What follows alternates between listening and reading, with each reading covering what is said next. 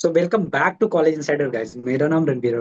आज की इस वीडियो में हम एमबीएम जोधपुर का कॉलेज रिव्यू करेंगे और सबसे पहले पता करेंगे वहाँ का टेम्परेचर वगैरह कैसा है और सिटी लाइफ कैसी है, क्राउड कैसा है और इंजीनियरिंग कॉलेज में और क्या क्या चीजें देखने को मिल जाती है। तो इसके लिए हमारे साथ जुड़े हुए कौशल चौधरी। तो कौशल, अपना एक इंट्रोडक्शन दे देना और बताना आप कैसे हो और क्या कर रहे हो अभी। Hello everyone, my name is Kaushal Chaudhary. I am currently pursuing a Bachelor's of Engineering degree for MBM Jodhpur in Electronics and Electrical branch. MBM college के मैं आज थर्ड ईयर में हो चुका हूँ। मुझे ऐसा लगता है कि 2 साल कब निकल चुके हैं एक अच्छा एनवायरनमेंट के हिसाब से कॉलेज। तो इसके बाद चलते हैं, सबसे पहले इंफ्रास्ट्रक्चर पार्ट की तरफ चलते हैं। तो सबसे पहले इंफ्रास्ट्रक्चर में बात करूंगा कि कितने कितने हर डिपार्टमेंट के अलग अलग बिल्डिंग है। तो कौन कौन से डिपार्टमेंट और कितनी कितनी बिल्डिंग है। और ऐसा मैंने देख रखा है कि कैंपस जो है डिवाइडेड है, थोड़ा सा ये किसी रोड से डिवाइडेड है। तो उसका क्या हाँ सीन है और इसके अलावा इंफ्रास्ट्रक्चर के नाम पे क्या क्या चीजें हैं। हाँ, हम उसको नॉर्थ कैंपस साउथ कैंपस के नाम से डिनोट करते हैं। नॉर्थ कैंपस में जैसे टेक ब्रांचेस है और साउथ कैंपस में जैसे कोर ब्रांचेस में आती है, मैकेनिकल, सिविल, इलेक्ट्रिकल, इलेक्ट्रॉनिक और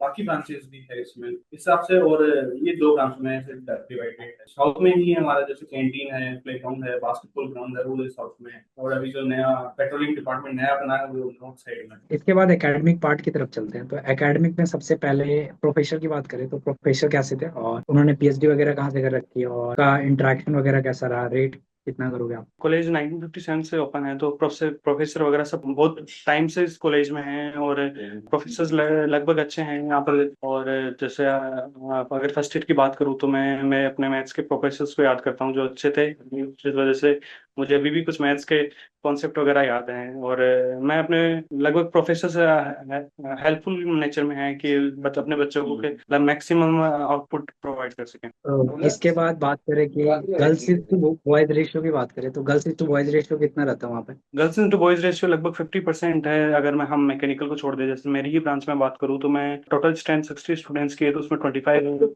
गर्ल्स है।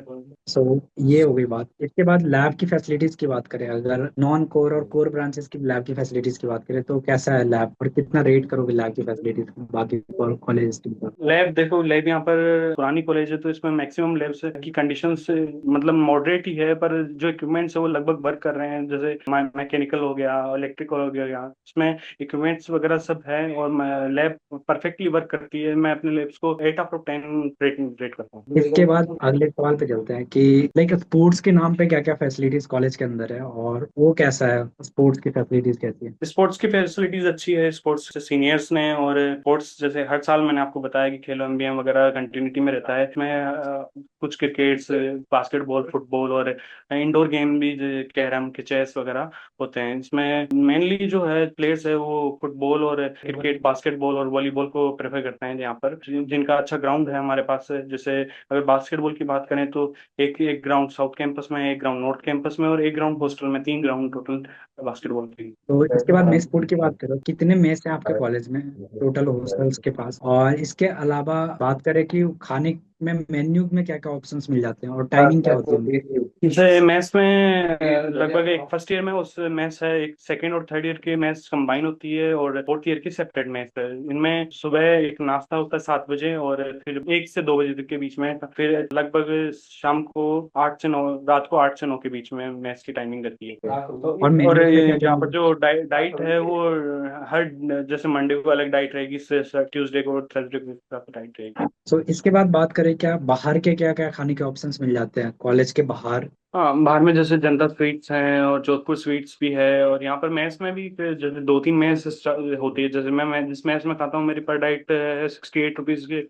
एक टाइम की डाइट रहती है जिसमें मैं दोनों से टाइम डाइट्स और बाहर से नाश्ता वगैरह आराम से इजीली प्रोवाइड होता है। इसके बाद बात करें कि ब्रांच चेंज का क्या क्राइटेरिया रहता है, लाइक कोई दूसरे ब्रांच में है और किसी को दूसरे ब्रांच में जाना है तो उसका क्या क्राइटेरिया। हाँ, ब्रांचेस का क्राइटेरिया ऐसा रहता है कि अगर फर्स्ट ईयर में आपने को मान लो कि मेरे को अगर अब ब्रांच अपग्रेड करवानी है, तो फर्स्ट ईयर में पूरा कंप्लीट करूंगा। उसमें फर्स्ट सेमेस्टर का जो रिजल्ट आएगा उसके बेसिस में ब्रांच चेंज होगी। उस हिसाब से जैसे जितनी वेकेंट सीट रहेगी उसमें उस हिसाब से जो ब्रांचेज है वो सफल होगी। इसके बाद अगले पार्ट की तरफ चलते हैं जो कि है हॉस्टल से रिलेटेड। तो सबसे पहले हॉस्टल में बात करूंगा कि एक कमरे में कितने बंदों को शेयर करना पड़ता है और किस कैंपस में हॉस्टल्स है, लाइक नॉर्थ कैंपस में, साउथ कैंपस में, या दोनों कैंपस में है? हाँ, हॉस्टल अलग ही है हमारा। जैसे हॉस्टल ना तो नॉर्थ कैंपस में साउथ कैंपस में, हॉस्टल दोनों के से सेपरेट है। एक हॉस्टल मतलब तीन पार्ट है कॉलेज के, एक में हॉस्टल है, एक में नॉर्थ कैंपस है, एक में साउथ कैंपस है। फर्स्ट ईयर में एक रूम में 3 जने रहते हैं, सेकंड ईयर में 2 जने, और थर्ड ईयर में भी 2 जने।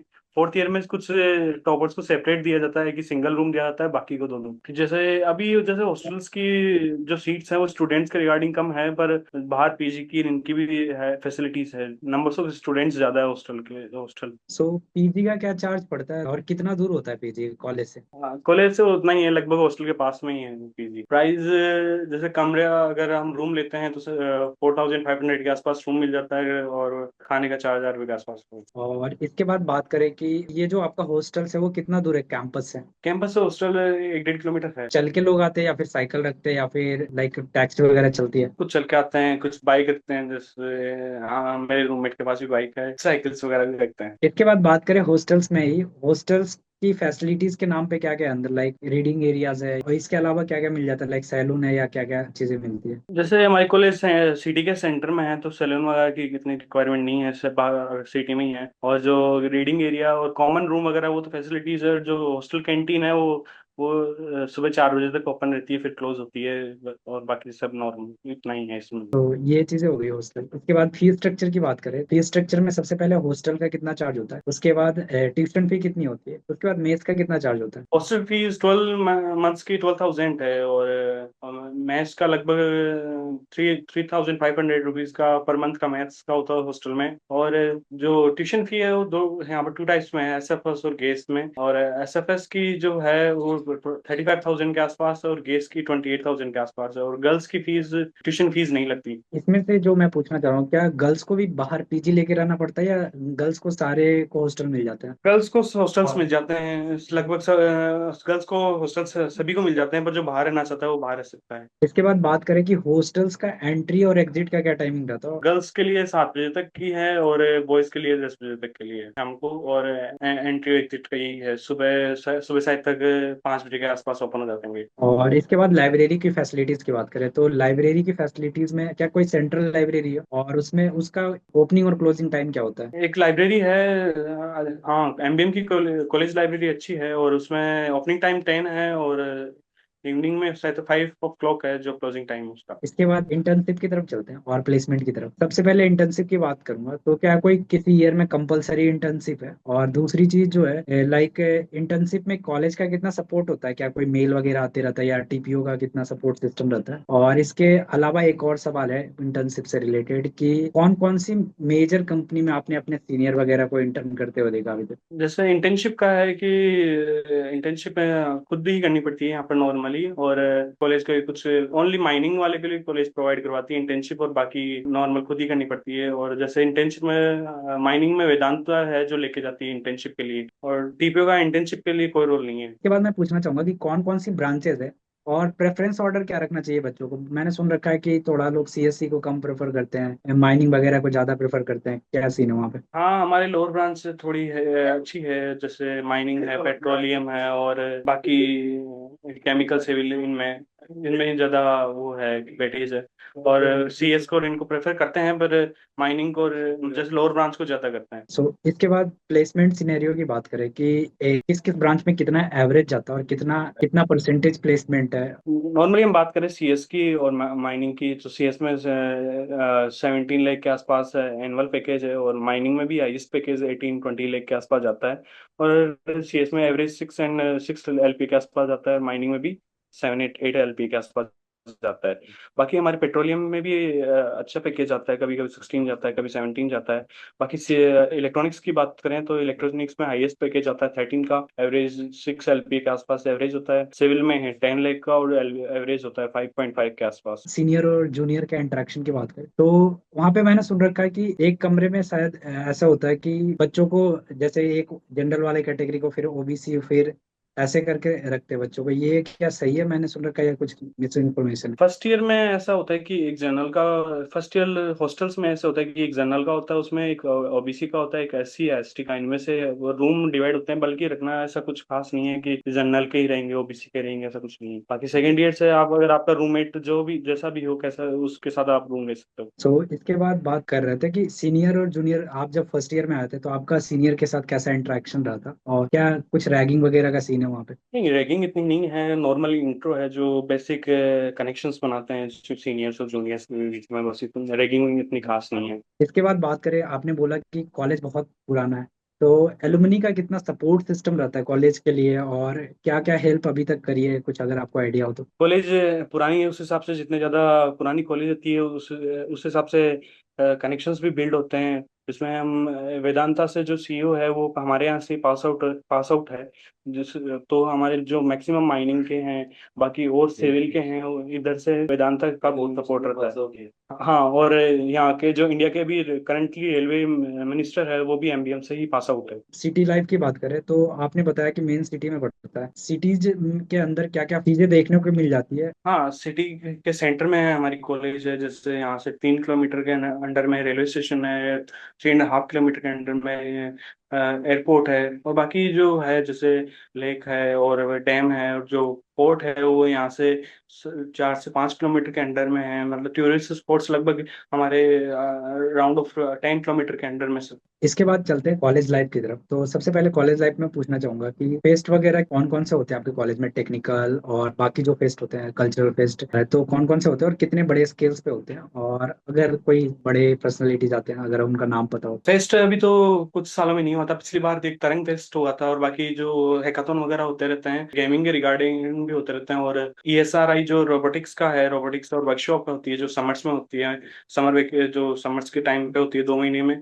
ये जैसे ईएसआरआई लास्ट टाइम तो नहीं हुई थी, इस बार हुई है। और हर बार लास्ट टाइम के अलावा कंटिन्यूटी में ईएसआरआई रहती है। और जैसे जो तरंग है वो एक साल तरंग होता है, एक साल खेलो एमबीएम होता है, इस हिसाब से कंटिन्यूटी में होता है। इसके बाद बात करें कि कौन कौन से क्लब हैं और कौन कौन से क्लब एक्टिव है उनमें से? क्लब जैसे म्यूजिक्स का क्लब है, डांस क्लब है, और कलाकृति क्लब है, और राइट, और जो सरगम सारे सरगम क्लब है। इसमें 5-6 क्लब है और जो कंटिन्यू एक्टिव है यहाँ पे। सो इसके बाद अगले सवाल पे चलते हैं। कॉलेज के अंदर क्या कोई हॉस्पिटल की फैसिलिटीज है? अगर नहीं है तो बाहर कितने दूर पे मिलता है हॉस्पिटल की फैसिलिटीज वगैरह? हॉस्पिटल्स की जो फैसिलिटी है वो कॉलेज के अंदर तो नहीं है, पर जब हम उस साइड जाते हैं, हॉस्टल के साइड जाते हैं, तो जस्ट उसके सामने ही एक गवर्नमेंट हॉस्पिटल है जो लगभग 2 बजे के आसपास ओपन रहता है। इसके बाद बात करें कि आपको क्या लगता है कि कॉलेज के अंदर क्या क्या खूबियां हैं, मतलब लाइक दो तीन खूबियां या प्रोज बोल सकते हो, और क्या क्या ऐसे कौन से कॉलेज के अंदर जो थोड़ा सा इम्प्रोवाइज होना चाहिए? कॉलेज की खूबियाँ ऐसी है कि यहाँ पर अच्छा 93 एकड़ में कैंपस है जो दिखने में अच्छा है। और जो बॉन्डिंग है जो सीनियर्स और जूनियर्स के बीच में है वो भी अच्छी है। यहाँ पर अगर इम्प्रोवाइज का बात करें तो इसमें जैसे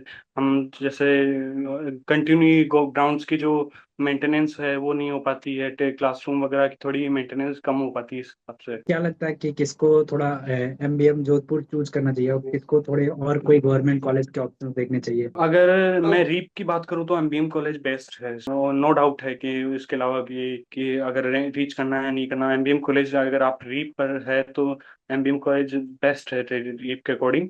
और बाकी अगर आपको एनआईटीज वगैरह है, जैसे स्टूडेंट्स यहाँ पर कुछ स्टूडेंट्स के अभी सेकेंड ईयर में एक स्टूडेंट है जिसके 98-99 परसेंटाइल आई हुई है, उसको माइनिंग ले रखी है। इस हिसाब से अगर एनआईटी और आईआईटीज में मिले तो उस हिसाब से उधर उधर भी फॉरवर्ड होना चाहिए। पर कॉलेज अगर रीप के अकॉर्डिंग है तो कॉलेज बेस्ट है एमबीएम। रीप की बात कर रहे थे तो कट ऑफ क्या जाता है और एग्जाम का प्रोसीजर क्या होता है उसके लिए? अगर रीप की बात करें तो लगभग 92 परसेंटाइल पे यहाँ पर एंट्री होती है। इसमें अगर सी एस की बात करें जिसमें 96-97 आपके परसेंटाइल होनी चाहिए, और माइनिंग में 94-95 के आसपास परसेंटाइल होनी चाहिए। तो यहीं पे हमारे सारे सवाल खत्म होते हैं guys. This is Ranveer with Kaushal signing off.